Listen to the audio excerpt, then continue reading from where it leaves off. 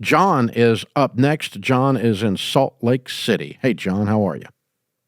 I'm doing well, Dave. Thanks for taking my call. Sure. How can I help? Hey, my wife and I run a clinical research site.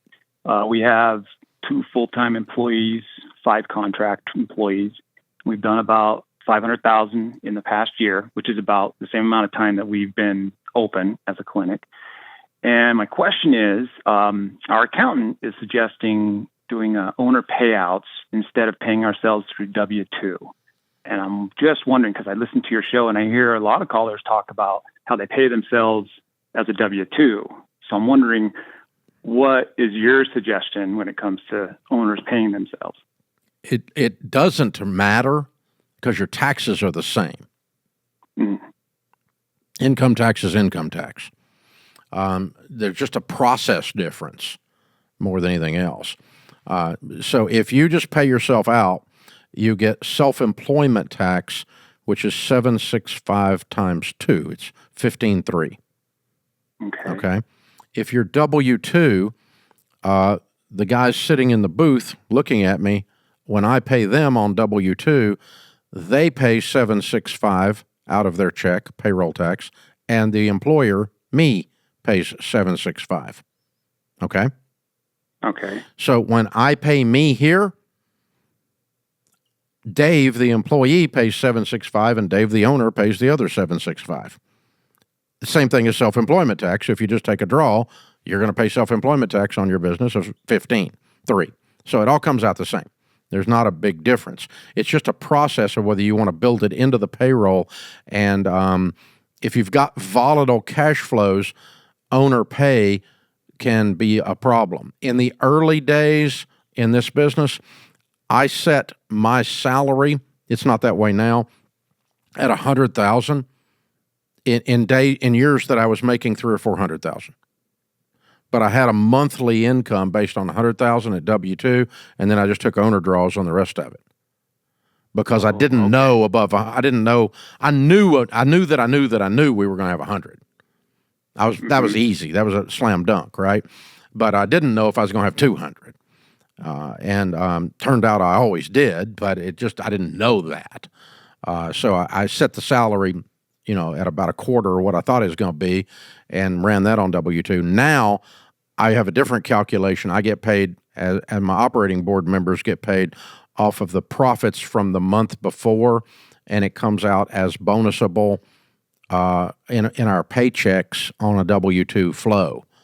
But that's a more complicated thing. I wouldn't suggest you screw with that at your stage. It's more trouble than it's worth for you. But at your stage, I would just set up, like, what was your net profit last year on $500K? What'd you pay taxes on? We're at our 1 year mark right now. So actually, when we started a year ago in about October, we had zero. We didn't even have a trial yet until January. So it was actually in January. Since January, we've generated that $500,000. Okay. So and what is your net profit on the $500K in 9 months? 9 months. We're probably at about net profit. We're probably at about $75,000 right now. Okay.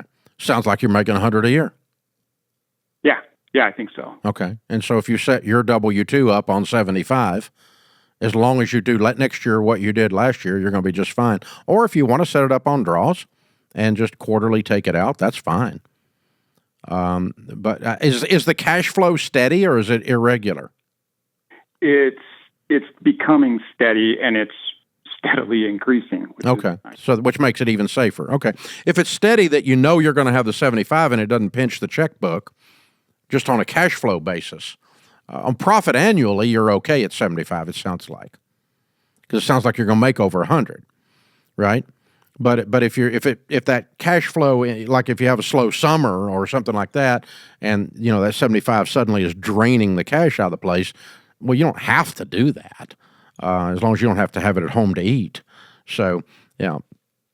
But I think the larger your team gets and the more sophisticated you get, and the more years you have under your belt to have a more predictable, forecastable cash flow, the more you're going to lean towards just setting the majority of it up on a W-2 and then taking a bonus at year end and cleaning the cash out.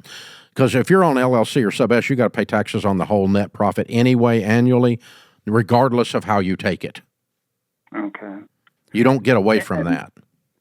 I see. And as far as this excess that you were paying yourself out, the example you gave a second ago about, you paid yourself 100, but you knew you were going to do 300. You say that you pay yourself that out at the end of the year, or yeah, or I would just maybe a couple times a year I'd take a hit out of it because the money's laying there in the checking account. Right. It's just laying there. It's just profit. It's slush, and I'm not even got it earmarked retained earnings. It's my money.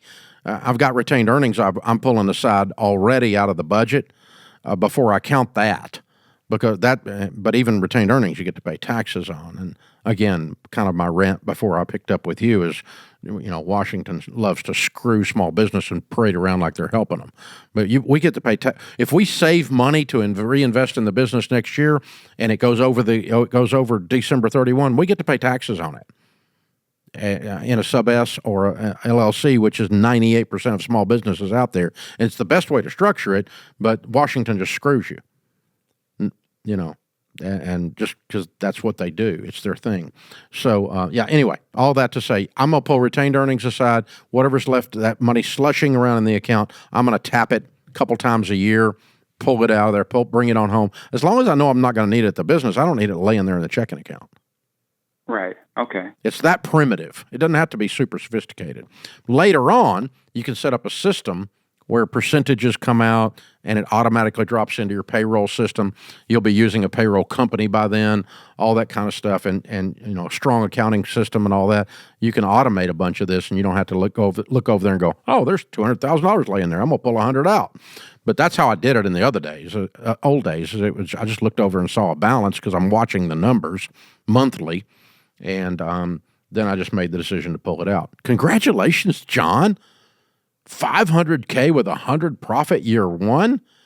Ding, ding. I love it. So proud of you, man.